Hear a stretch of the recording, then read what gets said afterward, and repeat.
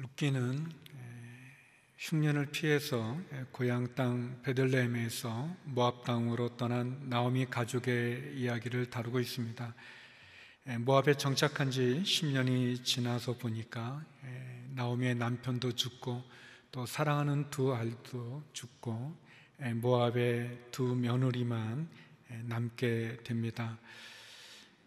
절망적이고 또 낙심되는 그런 상황 가운데서 베들레헴의 풍년의 소식이 들려지게 되고 나오미를 따라 나선 모압 며느리 룻과 함께 다시 베들레헴에 돌아와서 정착하는 그러한 이야기가 룻기의 내용입니다.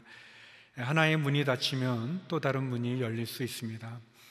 절망되고 낙심되는 어려움 속에서도 포기하지 않고 절망하지 않고 하나님께 돌아오면 하나님 기회를 주시고 또 인생의 역전의 은혜를 경험하게 해 주십니다. 우리의 절망이 하나님의 희망의 시작일 수 있습니다. 아버지의 재산을 미리 상속받아 먼 곳으로 가서 허랑방탕하게 살았던 탕자가 가진 재산도 다 탕진하게 되고 또 흉년이 임하는, 그래서 극심한 고통을 겪으면서 아버지를 생각하게 되고 아버지의 집을 그리워하게 되며 아버지의 품으로 돌아오는 이야기처럼 어렵고 힘든 상황 속에서 하나님을 기억하고 하나님을 찾고 그리고 하나님께 돌아오는 은혜가 될 수 있습니다. 어렵고 힘든 상황들이 도리어 하나님을 찾을 수 있다면 그 어려운 상황들은 우리를 만지시고 우리를 사랑하는 하나님의 손길일 수 있습니다. 오늘 본문은 룻기의 마지막 부분으로 하나님의 은혜로 보아스와 룻이 결혼하고 또 룻은 보아스에게서 오벳을 얻게 되고 오벳은 이새를 낳게 되고 이새는 다윗을 낳는 족보로 마무리하게 되어집니다. 대략 다윗이 태어나기 한 100년 전의 이야기를 다루고 있습니다. 저는 오늘 본문을 통해서 우리를 향하신 하나님의 마음을 세 가지로 나누고자 합니다. 먼저 첫 번째, 하나님의 마음은 우리를 거절하지 않으시는 하나님이십니다. 우리 13절 말씀을 다시 한번 읽어보겠습니다. 시작. 이렇게 해서 보아스가 룻을 데리고 갔고 룻은 그 아내가 됐습니다. 그가 룻에게로 들어가자 여호와께서 룻으로 잉태하게 하셔서 그녀가 아들을 낳게 됐습니다. 나오미의 기업을 물을 가까운 친척은 나오미의 남편 엘리멜렉의 땅은 사서 다시 회복시킬 의향은 있지만, 그러나 이방 여인 룻과 결혼해서 끊어진 엘리멜렉의 대를 잇게 하는 그 일은 하려고 하지 않습니다.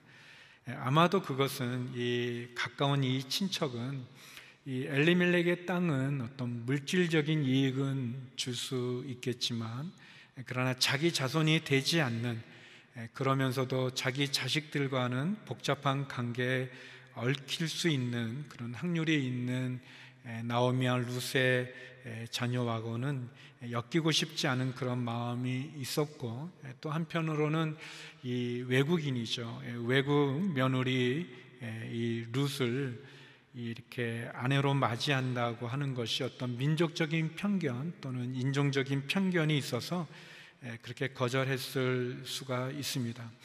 아무튼 가장 가까웠던 이 친척은 그 나오미의 기업 무는 그 의무를 포기하게 되자 그 다음 순서인 보아스는 나오미의 잃어버린 땅과 또 엘리멜렉의 대를 잇는 모압 여인 룻을 부인으로 맞아들이는 그 의무를 감당합니다. 보아스는 나오미와 룻을 거절하지 않습니다. 마치 하나님이 우리를 거절하지 않으시는 것처럼 말이죠. 하나님의 사랑은 거절하지 않는 사랑입니다. 이리저리 방황의 시간 속에서 결국 재산도 잃어버리게 되고 또 남편과 자식도 잃어버리게 된 어떻게 보면 참 가련하고 불쌍한 이 두 가부의 고통스러운 상황에서 보아스는 너무나 소중한 사람이고 은혜입니다. 보아스의 모습은 우리를 거두어 주시고 품어 주시는 하나님을 보여줍니다. 우리를 거절하지 않은 하나님을 보여주십니다. 하나님은 우리의 잘못과 실수, 그리고 우리의 죄로 말미암아 무너져버린 우리의 상황들을 만회할 기회를 주십니다.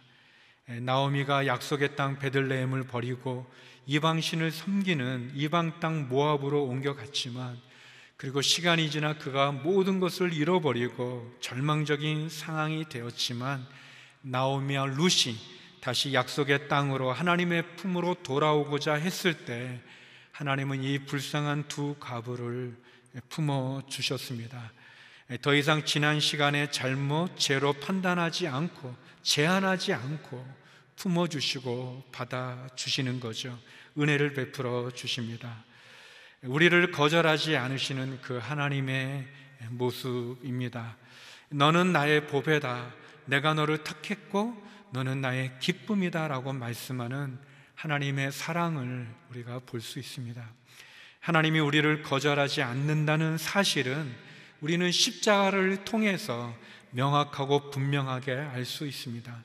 하나님은 십자가를 통해서 분명하게 우리의 죄값을 그의 사랑하는 독생자 예수님이 대신 치르게 하셨습니다. 하나님의 사랑은 그의 가장 소중한 것을 대신 치르고 대신 지불하고 우리를 건져주시는 사랑입니다. 예수님의 피로 대가를 지불하고 우리를 구속한 사랑이죠. 고린도전서 6장 20절은 이것을 이야기해 줍니다. 같이 한번 읽어보겠습니다. 시작. 하나님께서 값을 치르고 여러분을 사셨습니다. 그러므로 여러분의 몸으로 하나님께 영광을 돌리십시오. 하나님은 값을 치르고 우리를 사셨다고 말씀하셨습니다. 하나님은 그의 독생자를, 가장 소중한 것을 대신 내려놓고 저와 여러분, 우리를 건져 주셨습니다. 그분은 우리를 거절하지 않습니다. 그분은 값을 치르고 우리를 사실 만큼 큰 은혜를 베풀고 우리를 사랑하십니다. 하나님은 나오미와 룻이 베들레헴으로 돌아왔을 때 마치 탕자가 그 아버지를 기억하고 아버지 품으로 돌아왔을 때 그 아버지가 그 아들을 거절하지 않으셨던 것처럼 하나님 그렇게 우리를 거절하지 않습니다. 우리가 있어야 할 집을 떠나 모압으로 세상으로 나갔다 할지라도 우리가 다시 돌아오면, 다시 돌이키면, 그 하나님을 기억하고 하나님 앞에 엎드리면 하나님 우리에게 은혜를 베푸시는 분이십니다. 우리를 거절하지 않고 우리를 받아주시고 어떻게 보면 우리의 채무 증서를 없애주시는 그런 분이십니다. 사도 바울은 고린도 교회도 그것을 얘기했고 또 골로새 교회에도 동일하게 얘기하십니다. 골로새서 2장 14절 말씀입니다. 같이 읽어보겠습니다. 하나님께서는 우리를 거스려 대적하는 조문들이 담긴 채무 증서를 제거하시고 그것을 십자가에 못 박아 우리 가운데서 없애 버리셨습니다. 하나님께서는 우리의 채무 증서를 없앴다고 얘기합니다. 그것을 십자가에 예수님으로 대신 갚게 하시고 우리의 모든 빚을, 그 채무 증서를 없애 주셨다고 말씀하십니다. 우리를 거절하지 않는 하나님의 사랑이죠. 사랑하는 성도 여러분, 여러분은 혹시 거절받은 그런 기억이 있는지요? 아버님에게 또는 어머니에게, 또 형제들이나 또는 선생님이나 심지어 또 교회 목사님에게나 아니면 리더십에게 거절받은 마음의 상처가 있는지요? 사람은 거절해도 하나님은 우리를 거절하지 않습니다. 세상은 우리를 포기해도 하나님은 우리를 포기하지 않으십니다. 우리를 거절하지 않으시는 하나님, 우리를 있는 모습 그대로 받아주시고 우리를 구원하여 주시는 하나님, 우리가 돌이키면, 돌아서면, 우리가 회개하면, 다시 하나님 앞에 엎드리면 우리를 품어주시는 그 하나님을 만나기를 바랍니다. 두 번째, 우리를 향한 하나님의 마음은 우리의 인생을 회복시키시는 하나님이십니다. 우리 14절, 15절 말씀을 같이 읽겠습니다. 시작. 여자들이 나오미에게 말했습니다. 여호와께 찬양을 드립니다. 여호와께서 오늘 당신에게 대가 끊어지지 않도록 자손을 주셨습니다. 그가 이스라엘 가운데 이름을 떨치기를 바랍니다. 그가 당신 인생을 회복시키셨으니 노년에 당신을 보살펴 줄 것입니다. 당신을 사랑하는 그 며느리이자 7 아들보다 나은 그 며느리가 그를 낳았으니 말입니다. 하나님께서는 보아스와 룻을 통해서 자식을 주십니다. 자손을 주시죠. 그래서 나오미의 남편 엘리멜렉의 대가 끊어지지 않게 하십니다. 여자들이 나오미에게 말합니다. 하나님께서 당신의 인생을 회복시키셨다고 그렇게 고백합니다. 자신을 마라, 고통이다라고 말했던 그 마라의 인생이었던 한 불행한 여인이 나오미, 이 기쁨이라는 뜻의 그 나오미로 회복되는 것을 보게 됩니다. 하나님은 우리의 인생을 회복시키시는 분이십니다. 저는 룻기의 말씀을 통해서 우리가 어떻게 회복이 되는가를 3가지로 한번 정리해 보았습니다. 하나님은 이 가정을 통해서 우리를 회복시켜 주십니다. 먼저 첫 번째 가정은 모압을 떠나야 됩니다. 모압을 떠나십시오. 하나님의 약속의 땅 베들레헴을 떠나서 이 세속의 모압은 보기에 좋았지만 결국은 모든 것을 잃어버리게 됩니다. 아무리 보기 좋고 아무리 즐겁고 행복할 것 같이 보여지지만 죄는 결코 우리를 보장해 주지 않고 우리를 지켜주지 않습니다. 모압과 소돔과 고모라는 결코 우리의 인생을 회복시켜 주는 것이 아닙니다. 죄는 우리에게 달콤한 것을 약속하지만 그러나 죄는 결국 우리를 파멸시키고 죄는 결국 우리를 무너뜨리고 죄는 우리의 가진 많은 것들을, 우리의 전부를 빼앗아 갑니다. 죄는 우리의 에덴을 빼앗지 않았습니까? 회복은 이 약속의 땅, 은혜의 땅, 소명의 땅으로 돌아가는 것입니다. 당신의 모압을 떠나십시오. 보기에는 좋지만 하나님이 계시지 않는 곳이 모압입니다. 두 번째는 은혜를 찾으십시오. 은혜를 구하십시오. 나오미와 룻의 회복은 룻이 보아스의 밭에서 이삭을 줍는 것에서 시작합니다. 의도하진 않았지만 거기에는 하나님의 손길이 있었고 하나님의 인도하심이 있습니다. 나오미와 룻이 베들레헴에 돌아왔을 때 그들은 먹을 것도 없고 가진 것도 없고 아무것도 없게 됐었습니다. 그런 때 그들은 그냥 아무것도 하지 않고 손을 놓고 있는 것이 아니라 룻은 그의 시어머니를 위해서 그는 밭에 나가서 추수 때 떨어지는 그런 나락을 주스려고 그가 한 밭에 들어가게 됩니다. 그가 이렇게 뭘 알아보고 들어간 것이 아니라 그냥 보여지는 밭에 들어갔고 떨어진 나락을 주었는데 그것이 마침 보아스의 밭이었습니다. 그리고 마침 그때 또 보아스는 그 밭에 나와서 룻을 보게 됩니다. 사람의 손으로, 사람의 생각으로 본다면 그것은 우연처럼 보여지지만 그러나 거기에는 하나님의 손길과 하나님의 섭리가 있습니다. 우리의 눈에 보여지는 우연이 사실은 하나님의 섭리고 하나님의 손길일 수 있습니다. 우리가 아무것도 안 하고 있는 것이 아니고 우리가 은혜를 구하러 나갔을 때, 부르짖을 때, 하나님을 찾을 때 하나님은 우리의 인생을 우연이 아닌 섭리로 인도해 주십니다. 기억하십시오. 하나님의 섭리와 은혜는 찾는 자에게, 구하는 자에게, 두드리는 자에게 열려지게 됐고 찾게 되어지고 얻게 되어집니다.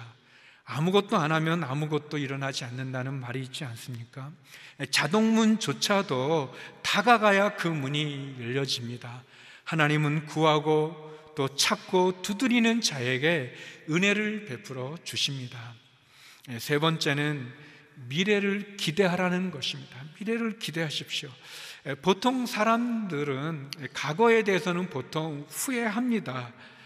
아주 낙심하죠. 현재에 대해서는 원망하거나 불평하기가 쉽습니다. 그리고 미래에 대해서는 염려하고 근심하죠.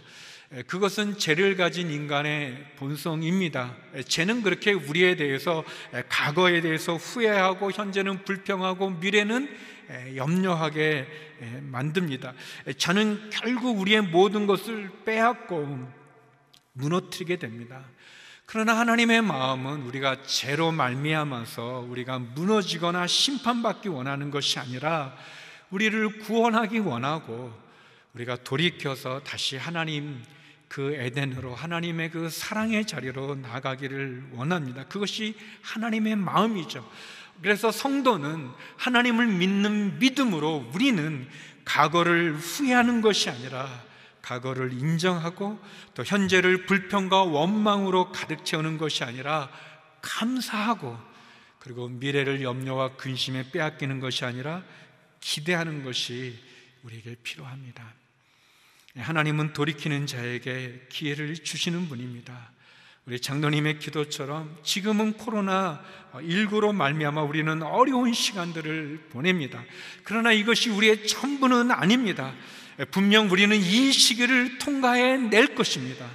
우리는 한 마음이 되어서 서로 조심하고, 서로 격려하고, 서로 힘을 합해서 이겨낼 수 있습니다. 누구를 원망하고 누구를 탓하는 것이 아니라, 불평하고 또 두려워하고 근심하는 것이 아니라, 우리의 과거와 현재와 미래를 이 코로나19가 우리를 장악하는 것이 아니라, 우리를 지배하는 것이 아니라, 우리의 미래까지 우리를 불안에 떨게 만드는 것이 아니라, 하나님을 신뢰함으로, 하나님의 은혜를 구함으로, 겸손하게 우리에게 말씀하는 하나님의 경고를, 이 코로나19를 통해서 우리에게 말씀하는 하나님의 메시지를 경청하고, 그리고 다시 은혜를 주시는 그 하나님을 만나야 할 것입니다. 하나님은 비천한 자에게 은혜를 베푸십니다. 부족한 자에게 은혜를 주시죠. 육신적으로 비천한 혈통을 통해서도 역사하십니다. 우리는 원래 비천한 신분이 아니었습니까?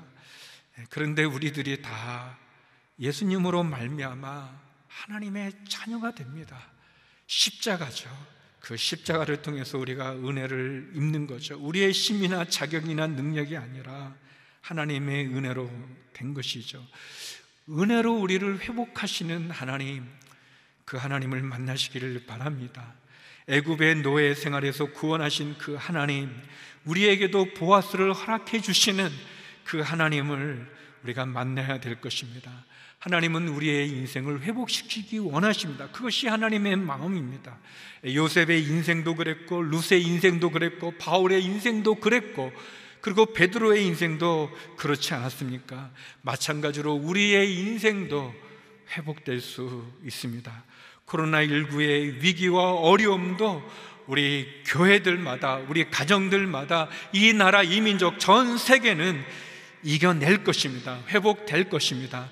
그리고 그렇게 되기 위해 먼저 우리가 하나님의 은혜를 구하고, 그리고 그 하나님의 말씀을, 메시지를 들어야 될 것입니다.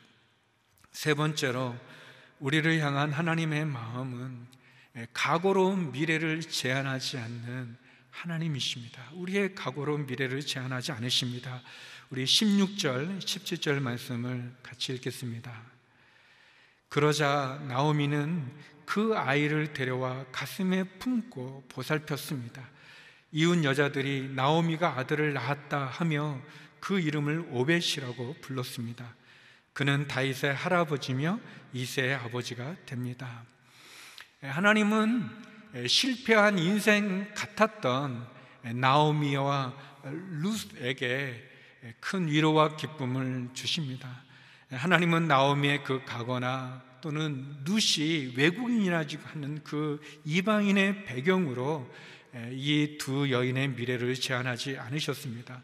끝나기 전까지는 끝난 것이 아닙니다. 심판이 휘슬을 불기 전까지는 끝난 것이 아니죠. 야구에서는 9회 말 투아웃부터라는 그런 표현이 있지 않습니까? 룻과 보아스 사이에서 난 아들의 이름은 오벳이었습니다. 오벳. 오벳은 섬기는 자라는 뜻입니다. 그리고 그 오벳은 다윗의 할아버지가 되죠.